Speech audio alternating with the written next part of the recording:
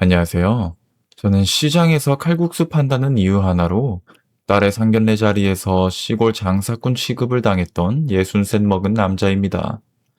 평생 남한테 손가락질 받을 일 없이 그저 성실하게만 살아왔다고 자부했거든요. 그런데 다른 자리도 아니고 하나뿐인 딸 혼사 자리에서 옷차림부터 훑어보는 그 눈빛을 받게 될 줄은 정말 몰랐어요. 그날 이야기를 지금부터 하나씩 풀어보려고 하는데요. 솔직히 말씀드리면 그 자리에서 제일 마음이 아팠던 건 제가 아니었어요. 저야 뭐 살면서 별소리 다 들어봤으니까요. 정작 제가 밤새 잠을 못 이룬 건 그 무례한 말들을 옆에서 고스란히 듣고 있어야 했던 우리 딸 때문이었거든요. 자식이 부모 때문에 고개 못 드는 그 표정을 부모 된 사람이 어떻게 있겠어요? 그날은 상견례 자리였어요. 예비 안 사돈 되실 분이 상을 쭉 훑어보시더니 이러시더라고요. 시장에서 장사하신다고요? 국수집이면 뭐 그래도 요즘은 시장도 벌이가 괜찮다면서요? 말은 웃으면서 하시는데 그게 참 묘하더라고요.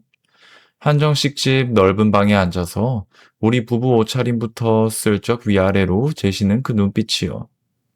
저는 손끝이 딱 굳는 걸 느꼈어요. 그런데 바로 대꾸는 안 했습니다.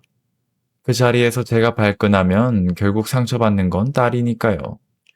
그렇게 입을 꾹 다물고 있는데 이상하게 그 순간 아주 오래된 냄새 하나가 코끝에 확 스치더라고요. 국물 냄새요. 어릴 적 우리 부모님이 하시던 시외버스터미널 앞 그 작은 분식집 말입니다. 거긴 참 좁고 허름한 가게였어요. 비 오면 천장에서 물이 뚝뚝 떨어지고 겨울엔 문틈으로 찬바람이 숭숭 들어오던, 그런데도 저는 그 가게가 세상에서 제일 따뜻한 곳이라고 생각했어요. 왜냐면 거긴 늘 어묵 국물이 펄펄 끓고 있었거든요. 그 뽀얀 김이 가게를 꽉 채우고 있으면 배고픈 사람들이 하나둘 찾아들었죠. 우리 부모님은요, 참 이상한 분들이었어요. 돈 없는 학생이 우물쭈물 서 있으면 그냥 김밥 한 줄을 쥐어주셨어요. 막차 놓치고 오갈 데 없어진 사람한테는 라면 하나 끓여서 내주시고요. 어머니는 장부에 외상값을 또박또박 적으시면서도 단 한 번도 그 돈 갚으라고 재촉하는 걸 못 봤어요. 제가 하도 답답해서 여쭤본 적이 있어요. 엄마 아빠는 왜 자꾸 돈을 안 받고 밥을 퍼줘? 우리도 없이 사는데. 그랬더니 아버지가 국자를 저으시면서 이러시더라고요. 상호야, 사람은 말이다. 잘 나갈 때 받은 것보다 힘들 때 얻어먹은 밥 한 끼를 더 오래 기억하는 법이야. 그땐 그게 무슨 말인지 잘 몰랐어요. 근데 이 말이 제 평생을 따라다닐 줄 그땐 정말 몰랐죠. 그 분식집에서 제가 태식이를 처음 만났어요. 학교에서 늘 혼자 겉도는 아이였는데 어느 날 우리 가게 구석에 쭈뼛쭈뼛 들어와서는 어묵 국물만 한참 쳐다보고 있는 거예요. 주머니에 돈이 없으니까 못 시키고 그 냄새만 맡고 있었던 거죠. 그 모습이 어찌나 짠하던지요. 저는 말없이 제 어묵을 반 뚝 잘라서 그릇째 밀어줬어요. 국물도 반 나눠주고요. 나중에 부모님이 태식이 집안 사정을 아시고는 아예 밥값을 안 받으셨어요. 태식이가 미안해서 어쩔 줄을 모르니까 우리 어머니가 그의 등을 토닥이면서 그러시더라고요. 괜찮아. 이 다음에 네 형편 좀 나아지면 그때 너보다 더 어려운 사람한테 밥 한 끼 사주면 돼. 그럼 되는 거야. 그 뒤로 저랑 태식이는 둘도 없는 단짝이 됐어요. 학교에서 누가 태식이를 놀리면 제가 앞에 딱 나서서 막아줬고요. 그 녀석은 또 말없이 우리 가게 일을 거들었어요. 그릇도 닦고 배달도 다니고요. 참 착한 놈이었어요. 그런데 하늘도 참 무심하시지. 그 어린 게 부모님을 다 잃어버렸어요. 하루아침에 오갈 데 없는 신세가 된 거죠. 그때 우리 부모님이 어떻게 하셨는 줄 아세요? 우리도 방 한 칸 겨우 있는 형편에 그 좁은 집에 빈 방 하나를 딱 내주시더라고요. 대시가, 너 갈 데 없으면 당분간 우리랑 같이 지내자. 밥은 굶지 말아야지. 그날부터 대식이는 우리랑 한 밥상에서 밥을 먹고 우리랑 같이 학교를 다녔어요. 신기한 게 우리 부모님은 저랑 태식이를 크게 구분을 안 하셨어요. 반찬 하나를 놔도 똑같이 놓고 야단을 쳐도 똑같이 치시고요. 그러다 형편이 더 어려워지니까 태식이가 학교를 그만두겠다고 하더라고요. 저 하나 때문에 이 집이 더 힘들어지는 게 미안했던 거죠. 근데 우리 부모님이 또 그걸 두고 보시겠어요? 없는 살림 쪽에서 학비를 보태주셨어요. 저도 그때 신문 배달이며 뭐며 아르바이트를 뛰면서 친구 곁을 지켰고요. 세월이 흘러 태식이가 서울에 있는 큰 식당에서 일할 기회를 얻었어요. 떠나던 날, 그 녀석이 제 손을 꼭 붙잡고 그러더라고요. 형님, 아니, 이 은혜 꼭 갚겠다고요. 그런데 우리 아버지가 뭐라고 하셨는지 아세요? 은혜는 무슨? 갚을 생각하지 마라. 너도 나중에 힘든 사람 만나거든. 그때 밥 한 끼 나눠주면 그걸로 충분한 거다. 그렇게 저랑 태식이는 각자의 길을 갔어요. 저는 시내버스 운전대를 잡았고, 그 녀석은 서울의 어느 식당 주방에서 설거지부터 시작했죠. 멀리 떨어져 살아도 명절만 되면 어김없이 서로 안부를 물었고요. 버스 운전대를 잡고 몇 해가 지났을 무렵이었어요. 아는 분 소개로 지금의 제 아내 정희미를 만났거든요. 화려한 사람은 아니었어요. 근데 말 한마디, 행동 하나가 어찌나 따뜻하던지요. 저 같은 무뚝뚝한 버스 기사한테는 참 과분한 사람이다. 그런 생각을 했었죠. 우리 둘 다 가진 게 없었어요. 그래서 결혼식도 조촐하게 올렸죠. 저는 새벽같이 버스를 몰러 다니고 아내는 살림하면서 부업으로 삭바느질까지 하고요. 그렇게 둘이 아등바등 작은 신혼집을 꾸렸어요. 없이 살아도 그땐 참 웃을 일이 많았거든요. 그러다 우리 첫 아들 준호가 태어났어요. 제가 그 조그만한 걸 처음 품에 안았을 때요. 손이 다 덜덜 떨리더라고요. 아, 내가 이제 아버지가 됐구나. 이 작은 생명을 내가 지켜야 하는구나. 그 벅찬 마음을 뭐라고 설명해야 할지 지금도 모르겠어요. 그런데요, 준호가 3살 되던 해였어요. 멀쩡하던 애가 갑자기 불덩이처럼 열이 오르더니 온몸을 바들바들 떨면서 경련을 일으키는 거예요. 저희는 정신없이 애를 들쳐안고 병원으로 뛰었죠. 의사 선생님이 그러시더라고요. 뇌수막염이다. 그것도 아주 심한 상태다. 중환자실 앞 그 차가운 복도에서 저희 부부는 밤을 꼬박 세웠어요. 유리문 너머로 온갖 기계를 주렁주렁 달고 누워있는 우리 애를 보는데요. 아무것도 해줄 수가 없더라고요. 아빠라는 사람이 자식한테 해줄 수 있는 게 하나도 없는 거예요. 저는 그 자리에서 다리에 힘이 풀려 주저앉아 버렸어요. 준호는 다행히 목숨은 건졌어요. 그런데 의사 선생님이 조심스럽게 말씀을 꺼내시더라고요. 아이 발달에 장애가 남을 가능성이 크다고요. 그 말을 듣는데 아내가 소리도 못 내고 우는 거예요. 근데 신기하죠? 그 사람은 애 앞에만 가면 눈물을 싹 닦고 웃더라고요. 준호야, 엄마 왔다 하면서요. 퇴원하고 나서는 기나긴 재활 치료가 시작됐어요. 저는 새벽 첫 차를 몰고 종일 운전하다가 퇴근하면 곧장 준호를 안고 치료실로 달려갔죠. 몸은 파김치가 됐지만요. 그 시간이 힘들다는 생각은 안 들었어요. 우리 애가 손가락 하나라도 더 움직이면 그게 어디예요. 주변에서는 말들이 참 많았어요. 둘째를 어서 낳아라. 준호는 시설에 보내는 게 낫지 않냐.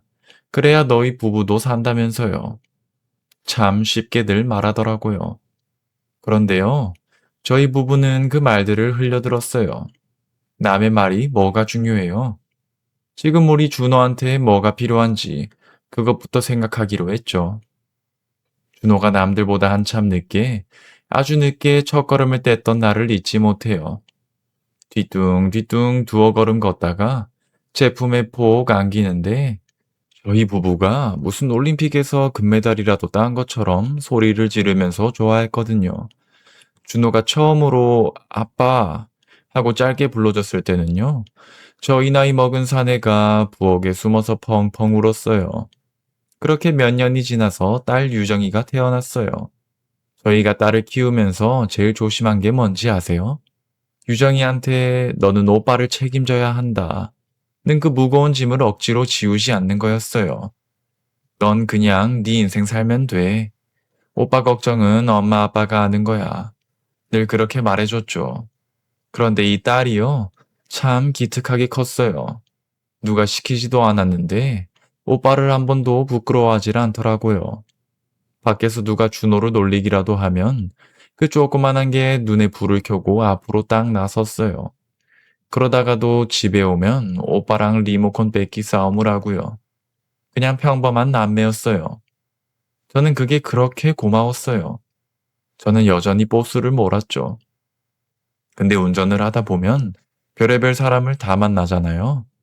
차비가 모자라서 발을 동동 구르는 학생이 있으면 저는 그냥 못 본 척 슬쩍 그의 교통카드를 충전해줬어요. 티 안 나게요. 막차인 줄도 모르고 엉뚱한 데 내려서 길 잃은 할머니가 계시면 운행 끝나고 제 시간 쪽에서 집 앞까지 모셔다 드리기도 했고요. 뭐 대단한 일 한다고 생각한 적은 없어요. 그냥 우리 부모님이 그러셨던 것처럼 눈앞에 딱 한 사람을 그냥 못 지나쳤을 뿐이에요. 세월이 흘러 제가 정년퇴직을 하던 날이었어요. 회사 마당에서 조촐하게 퇴임식을 하는데 글쎄 태식이가 서울에서 그 먼 길을 내려왔다더라고요. 반가워서 얼싸 안았죠. 그런데 그날 태식이가 제 동료 기사들한테서 처음으로 그 얘기들을 들은 거예요. 제가 학생들 교통카드 충전해준 얘기, 승객들 챙긴 얘기요. 태식이가 저를 빤히 보면서 그러더라고요. 야, 넌 어째 그런 걸 나한테 한마디도 안 했냐? 저는 그냥 멋쩍게 웃었죠. 그런 걸 뭐하러 자랑을 해요. 그러려고 한 것도 아닌데요. 회식하고 나서 저랑 아내는 시장 한 귀퉁이에 작은 바지락 칼국수집을 열었어요. 새벽에 바지락 해감하고 반죽 치대고 육수 우리고요. 몸은 고대도 우리 부부가 함께 벌어서 먹고 사는 그 재미가 쏠쏠했거든요. 그리고 우리 준호도요. 이 가게에서 자기 몫을 톡톡히 해요. 손님 상에 수저를 가지런히 놓고 빈 그릇을 조심조심 나르고요. 어떤 사람들은 준호를 보고 안 됐다는 눈으로 봐요. 근데요, 저는 그게 참 싫었어요. 우리 준호는 불쌍한 애가 아니거든요. 남들보다 조금 느릴 뿐이지 자기 자리에서 자기 일 하면서 씩씩하게 살아가는 그냥 제 아들이에요. 우리 아들은요, 한 번도 짐이었던 적이 없습니다. 단 한 번도요. 그러던 어느 날이었어요. 우리 유정이가 저녁상 앞에서 조심스럽게 말을 꺼내더라고요. 아빠, 나 결혼 생각하는 사람이 있어. 하고요. 저랑 아내는 숟가락을 딱 멈췄죠. 딸 가진 부모 마음이 다 그렇잖아요. 반가우면서도 한편으론 가슴이 철렁하고요. 제가 그 사람 직업이 뭐냐고 안 물었어요. 대신 이렇게 말했죠. 그 사람이 뭐 하는 사람인지는 나중에 듣고 우선 우리 유정이한테 어떻게 아는 사람인지 그거부터 보자. 며칠 뒤에 그 청년이 우리 칼국수집을 찾아왔어요. 도현이라고 약사더라고요. 근데 들어오자마자 저한테 아버님, 아내한테 어머님 하면서 넙죽 인사를 하는데요. 그 인사가 참 이상하게 마음이 놓이더라고요. 말이 너무 번드르르 하면 오히려 미덥잖아요. 근데 이 친구는 그냥 수수하게 진심으로 하는 게 느껴졌거든요. 제일 마음에 들었던 건 뭔지 아세요? 우리 준호를 대하는 태도였어요. 도연이가 준호한테 아주 자연스럽게 형님 하고 부르더라고요. 그러고는 준호가 좋아하는 야구팀 얘기를 슬쩍 꺼내면서 이런저런 얘기를 나누는데요. 억지로 잘 보이려고 애쓰는 그런 게 하나도 없었어요. 그냥 오래 알고 지낸 사람처럼 편하게 대하더라고요. 저는 그 모습을 보면서 속으로 이 친구 물건이다 싶었죠. 한 번은 비가 억수같이 쏟아지던 날이었어요. 제가 가게 앞에서 식자재를 옮기다가 그만 신발이며 양말이며 흠뻑 젖어 버렸거든요. 발이 축축하니까 영 찝찝하잖아요. 그런데 마침 가게에 와 있던 도연이가 그걸 보더니 말도 없이 후다닥 자기 차로 뛰어가는 거예요. 그러더니 새 양말이랑 마른 수건을 가져와서 저한테 내미는 거 있죠. 아버님, 발 젖은 채로 계시면 감기 들려요. 이거 새 거니까 얼른 신으세요. 제가 이게 웬 거냐고 물었더니 약국 당직 설 때 갈아 신으려고 차에 늘 새 것을 두고 다닌다 하더라고요. 별것 아니잖아요. 양말 한 켤레인데요. 근데 그 별것 아닌 행동에 제 가슴 한쪽이 뭉클하니 따뜻해지더라고요. 사람 됨됨이라는 게 이런 사소한 데서 나오는 거거든요. 도연이는 자기 집안 얘기도 솔직하게 하더라고요. 아버지는 평생 우체국에서 일하셨고요. 어머니는 저 하나 키우시느라 고생 참 많이 하셨어요. 저희 집안이 대단하진 않아요. 근데 유정 씨 힘들게 하는 일은 절대 없을 겁니다. 저랑 아내는 이 친구의 말보다도 그동안 보여준 행동들을 믿기로 했어요. 아, 우리 유정이가 사람 하나는 제대로 골랐구나 싶었죠. 그런데요, 이상하게 상견례 얘기만 나오면 유정이 표정이 어두워지는 거예요. 처음엔 결혼 앞두고 긴장돼서 그런가 보다 했죠. 제가 무슨 일이 있냐고 물어도 그냥 괜찮다고만 하고요. 근데 그게 자꾸 마음에 걸리더라고요. 결국 하루는 유정이가 참았던 걸 털어놓더라고요. 도연이 어머니가 자기한테 여러 번 물어보셨다는 거예요. 부모님 직업이 뭐냐? 집안 형편은 어떠냐? 그리고 장애 있는 오빠는 결혼하면 어떻게 할 거냐고요. 그 말을 하는 우리 딸 목소리가 파르르 떨리는데요. 제 속이 다 뒤집어지더라고요. 알고 보니 도연이 어머니는요. 없는 살림에 아들 하나 약사 만드느라 고생을 참 많이 하신 분이었어요. 그러다 보니 아들 결혼 상대만큼은 서울에 번듯한 집이 있거나 부모가 전문직인 그런 집안이길 바라셨던 거죠. 그런데 시장에서 칼국수 파는 우리 집이 성에 찰 리가 없었던 거예요. 솔직히 속이 많이 상했어요. 근데 딸 앞에서 표정을 굳힐 수가 있나요? 애써 아무렇지 않은 척했죠. 우리 아내는 아내대로 혹시 우리 때문에 딸 결혼이 틀어질까봐 밤잠을 설치더라고요. 그 마음이 또 얼마나 짠하던지요. 고민 끝에 저는 서울 사정의 밝은 태식이한테 조용히 전화를 걸었어요. 상견례 할 만한 괜찮은 자리 하나 추천해달라고요. 그랬더니 이 녀석이 자기가 아는 한정식집 한 곳을 알려주더라고요. 근데 마침 그날 지방 출장이 잡혀 있어서 얼굴은 못 볼 것 같다고 미안해하는 거예요. 저는 오히려 잘 됐다 싶었죠. 그래서 딱 못을 박았어요. 야, 친구 식당이라고 나 할인 같은 거 해주면 안 된다. 밥값도 제 값 다 받을 거니까 그냥 예약만 잡아줘. 태식이도 제 성격 아니까 더 권하지도 않고 조용히 예약만 도와줬어요. 제가 친구 식당인 걸 알고 고른 건 맞아요. 근데 친구 지위를 이용해서 사돈댁한테 뭘 과시할 생각? 그런 건 손톱만큼도 없었어요. 그냥 우리 딸 상견례 자리 하나 반듯하게 치르고 싶었을 뿐이었거든요. 상견례 전날 우리 아내는 옷장을 몇 번이나 열었다 닫았다 하더라고요. 비싼 옷은 없어도 그저 단정하게 딸한테 흠 안 되게 보이고 싶었던 거죠. 그 모습을 보는데 마음이 참 복잡했어요. 유정이는 자꾸 저한테 미안하다고 하더라고요. 저는 딸 손을 꼭 잡고 말했어요. 네가 미안할 게 뭐가 있냐고. 넌 잘못한 거 하나도 없다고요. 도연이도 옆에서 약속하더라고요. 혹시라도 부모님이 무례한 말씀하시면 자기가 그 자리에서 분명히 맞겠다고요. 드디어 상견례 당일이었어요. 저희 부부는 조금 일찍 그 한정식집에 도착했죠. 저는 태식이 이름은 입 밖에도 안 꺼냈어요. 그냥 제 이름으로 예약을 하고 조용히 별실로 들어갔거든요. 그 방문을 열고 들어가면서요. 저는 오늘 하루만 잘 넘기자. 우리 딸 얼굴에 그늘만 안 지게 하자. 그 생각뿐이었어요. 잠시 뒤에 도연이 부모님이 별실로 들어오셨어요. 도연이 아버지 되실 분은 정중하게 인사를 하시더라고요. 근데 그 어머니 되실 분은요, 인사보다 먼저 우리 부부 옷차림을 위아래로 쓱 훑어보시는 거예요. 그 눈빛에서 저는 이미 오늘이 순탄치 않겠구나 직감했죠. 자리에 앉자마자 그분이 물으시더라고요. 시장 안에서 장사하신다던데, 이런 한정식 집에는 자주 오세요? 말은 질문인데요. 저한테는 이미 답을 정해놓고 던지는 말처럼 들렸어요. 저는 그냥 솔직하게 자주 와보진 못했다고 답했죠. 그랬더니 이번엔 메뉴판을 쫙 펼치시더니 음식 이름이며 그릇 쓰는 법을 굳이 필요 이상으로 하나하나 설명하시는 거예요. 마치 저희가 이런 걸 처음 본 촌 사람들이라는 듯이요. 그러고는 아들이 약사라서 선자리가 아주 많이 들어왔었다고 은근히 자랑을 하시더라고요. 이어서 우리 유정이 직장은 어떤지, 저희 부부 벌이는 얼마나 되는지 빙빙 돌려서 물으시고요. 옆에서 우리 딸이 고개를 못 드는데 아빠 마음이 어땠겠어요? 그런데 결정적인 말이 나왔어요.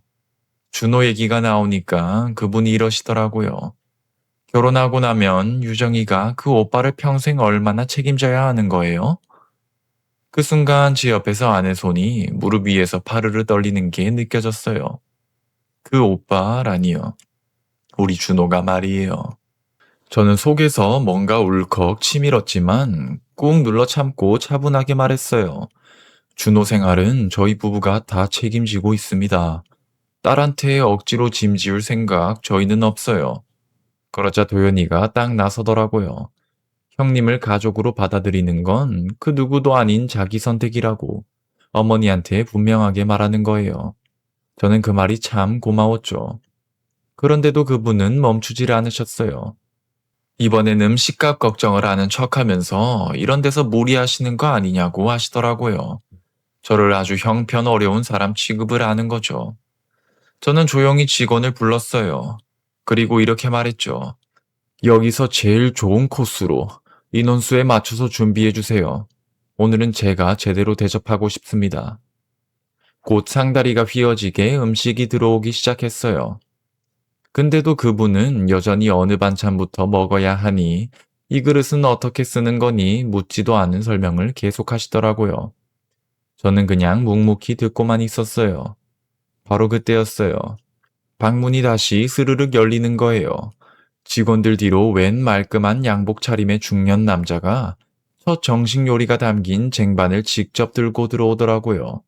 저는 그 얼굴을 보는 순간 저도 모르게 자리에서 벌떡 일어났어요. 지방 출장 갔다던 태식이었거든요. 그런데 직원들이 그 사람한테 회장님 하고 인사를 하는 거예요. 순간 방 안 공기가 확 바뀌더라고요. 그렇게 도도하시던 안사돈 뗄 분이 말을 뚝 멈추고 태식이랑 저를 번갈아 보시는데요. 태식이가 쟁반을 직원한테 넘기더니 성큼 다가와서 제 어깨를 콱 끌어안더라고요. 상호야, 이런 날은 나한테 말도 없이 조용히 치르려고 했냐? 어? 그러더니 태식이가 조용히 이러더라고요. 방문 앞에 도착했을 때 안에서 새어나오는 말을 몇 마디 들었다고요. 제가 들어오기 전에 밖에서 말씀을 조금 들었습니다. 그러고는 사돈 떼실 두 분을 향해 아주 차분하게 말하더라고요. 두 분이 제 친구를 아직 잘 모르셔서 그러는 것 같습니다. 근데요, 지방에서 왔다고, 시장에서 장사한다고, 사람을 너무 쉽게 판단하신 것 같네요. 안사돈 뗄 분이 당황하시더니, 되레 이러시는 거예요. 혹시 상호 씨가 회장 친구를 일부러 불러서 집안 자랑하는 거 아니냐고요. 그랬더니 태식이가 딱 잘라 말하더라고요. 원래 지방 출장 때문에 못 올 자리였는데 일이 일찍 끝나 부랴부랴 올라온 거라고. 미리 말하면 이 친구가 오지 말라고 할 게 뻔해서 연락도 안 했다고요.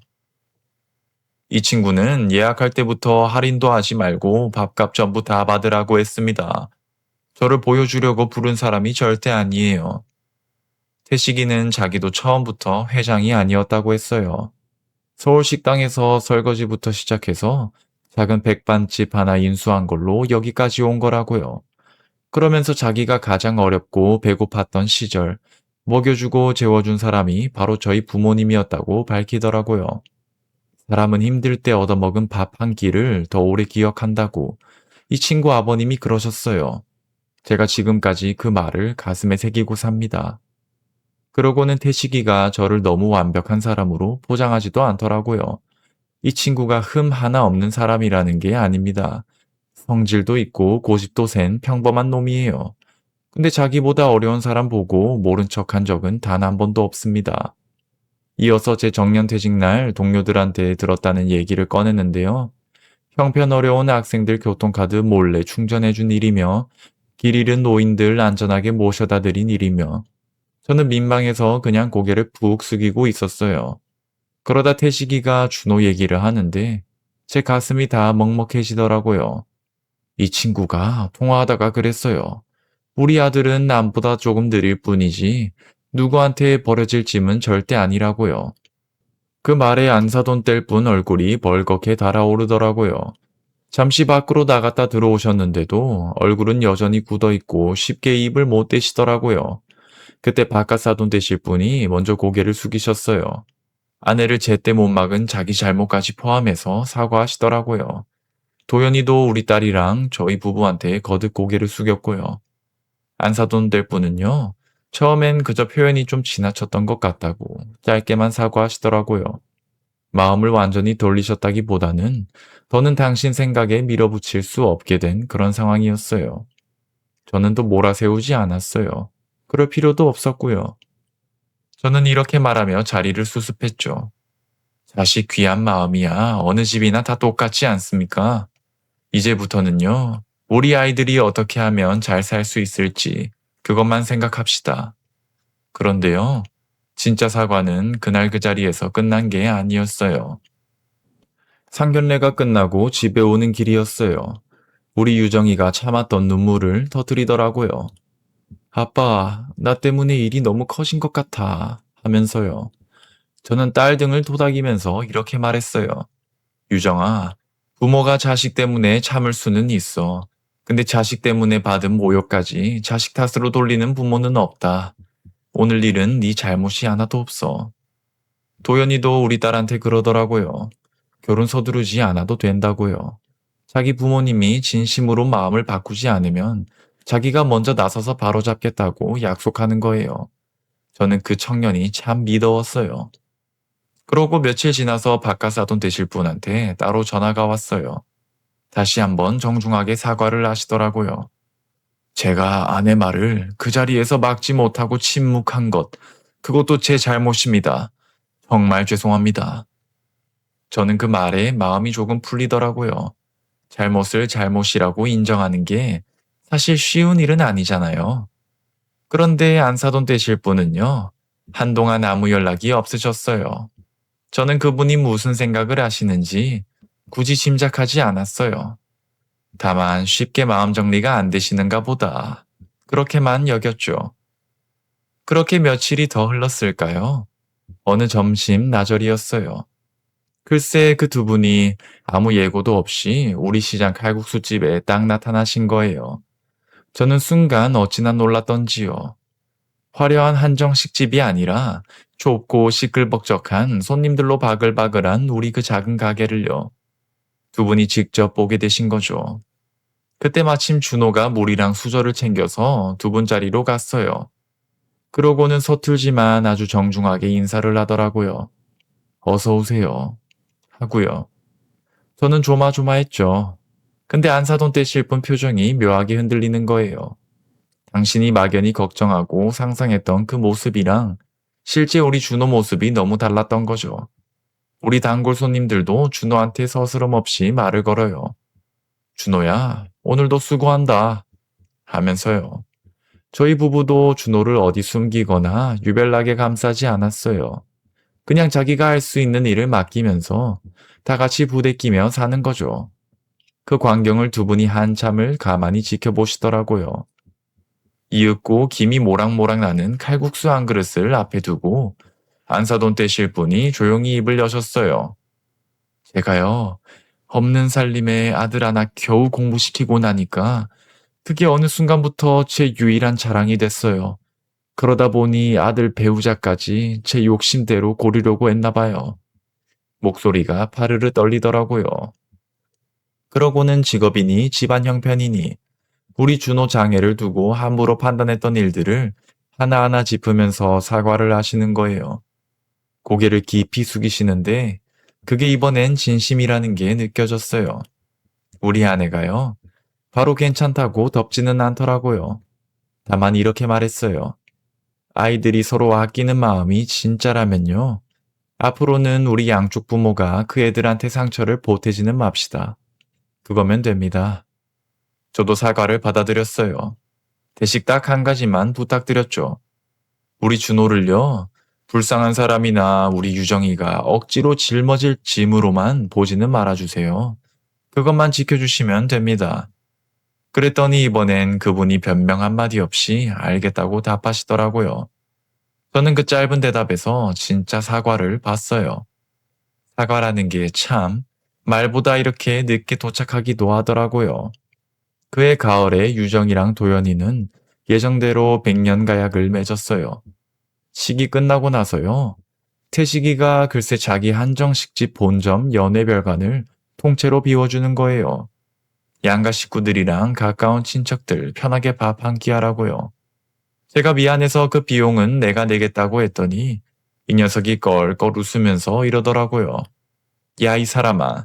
내가 옛날에 너희 집에서 얻어먹은 밥값이 아직 멀었다. 한참 멀었어. 그 말에 저는 그만 눈시울이 뜨거워지더라고요. 수십 년 전 우리 아버지가 그 국자를 저으면서 하셨던 말이 있잖아요. 은혜 갚을 생각 말고 다른 어려운 사람한테 밥 한 끼 나눠주라던 그 말이요. 그 밥 한 끼가요. 이렇게 수십 년을 돌고 돌아서 제 딸 결혼식 날 이런 얼굴로 저를 다시 찾아온 거예요. 시간이 흐른 지금은요. 양가가 아주 완벽하게 화목하다 그렇게 말씀드리진 못하겠어요. 사람 사이가 어디 그렇게 뚝딱 완벽해지나요? 근데 적어도 이제는 서로를 함부로 판단하지는 않는 그런 사이가 됐어요. 명절이면 안사돈도 우리 준호 좋아하는 야구 얘기를 먼저 꺼내주시고요. 그거면 저는 충분해요. 여러분, 사람이 무슨 일을 하고 어디에 사는지는요, 겉으로 금방 보여요. 옷차림 한번 훑어보면 알잖아요. 그런데 그 사람이 지금껏 어떤 마음으로 살아왔는지는요, 오래오래 지켜봐야 겨우 알 수 있는 거더라고요. 저도 그날 그 상견례 자리에서 다시 한번 배웠어요. 사람의 값어치라는 건요, 걸친 옷이나 명함에 박힌 직업으로 정교해지는 게 아니더라고요. 걸친 옷이나 명함에 박힌 직업으로 정해지는 게 아니더라고요. 힘들고 어려운 사람 앞에서 과연 어떤 손을 내미느냐, 딱 그걸로 정해지는 거예요. 우리 아버지가 옳았어요. 잘 나갈 때 받은 것보다 힘들 때 얻어먹은 그 따뜻한 밥 한 끼를 사람은 평생 잊지 못하고 사는 거니까요.